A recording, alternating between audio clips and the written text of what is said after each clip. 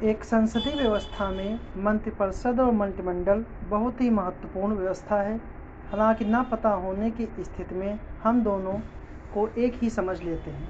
इसलिए आज के टॉपिक में मंत्रिपरिषद के बारे में चर्चा करेंगे और इसके विभिन्न महत्वपूर्ण पहलुओं को समझने का प्रयास करेंगे। मंत्रिपरिषद होती क्या है? जैसे कि संघीय कार्यपालिका में राष्ट्रपति, उपराष्ट्रपति, प्रधानमंत्री, मंत्रिपरिषद और महान्यायवादी शामिल होते हैं। इसी तरह से राज्य की कार्यपालिका में राज्यपाल, मुख्यमंत्री, राज्य मंत्रिपरिषद और महाधिवक्ता शामिल होते हैं। संविधान के भाग 5 का अध्याय 1 यानी कि अनुच्छेद 52 से लेकर 78 तक संघीय कार्यपालिका का वर्णन है। इसी के अंतर्गत अनुच्छेद 74 और 75 में केंद्रीय मंत्रिपरिषद की चर्चा की गई है। इसी तरह से संविधान के भाग 6 का अध्याय 2 राज्य की कार्यपालिका का वर्णन करता है और इसी के तहत अनुच्छेद 163 और 164 में राज्यों के लिए मंत्रिपरिषद की चर्चा की गई है। केंद्रीय मंत्रिपरिषद जो काम केंद्र में करती है और वही काम राज्य में राज्य मंत्रिपरिषद करती है। केंद्रीय मंत्रिपरिषद में 3 प्रकार के मंत्री होते हैं: कैबिनेट मंत्री, राज्य मंत्री और उप मंत्री। इसी तरह से राज्य मंत्रिपरिषद में भी 3 प्रकार के मंत्री होते हैं: कैबिनेट मंत्री, राज्य मंत्री और उप मंत्री। जिस तरह से केंद्र में सर्वोच्च अधिकारी मंत्रिपरिषद का अध्यक्ष यानी प्रधानमंत्री होता है, उसी तरह से राज्य में सर्वोच्च अधिकारी, कार्यकारी अधिकारी राज्य मंत्रिपरिषद का अध्यक्ष यानी कि मुख्यमंत्री होता है।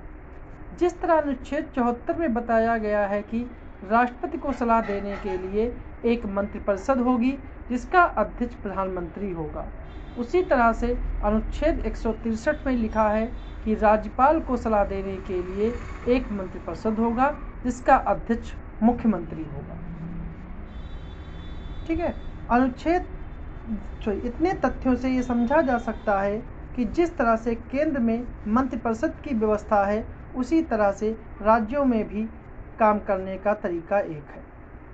केंद्र में कैबिनेट मंत्रिपरिषद का एक भाग है, राज्य में भी कैबिनेट मंत्रिपरिषद का एक भाग है। कुल मिला के कहने का अर्थ यह है कि मंत्रिपरिषद और कैबिनेट में अंतर जिस तरह केंद्र में है उसी तरह राज्य में भी है, बस कुछ चीज़ों को छोड़कर। जैसे कि केंद्र में कैबिनेट का आकार थोड़ा बड़ा होता है क्योंकि वहाँ लोकसभा में सदस्यों की संख्या अधिक होती है। वहीं राज्यों में कैबिनेट का आकार अपेक्षाकृत छोटा होता है क्योंकि वहाँ सदस्यों की संख्या कम होती है और अलग अलग राज्यों के लिए विधानसभा सदस्य अलग अलग होते हैं।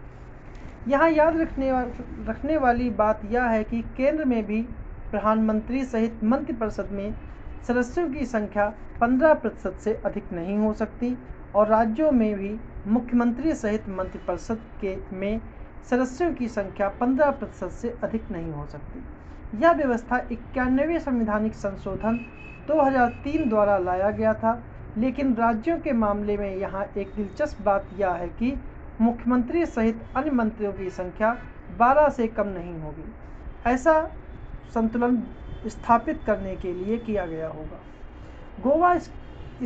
गोवा बहुत अच्छा उदाहरण है क्योंकि गोवा की विधानसभा में सदस्यों की संख्या 40 है। ऐसे में वहाँ मंत्रिपरिषद की संख्या के सदस्यों की संख्या 6 से अधिक नहीं होनी चाहिए क्योंकि 40 का 15% तो केवल 6 ही होता है।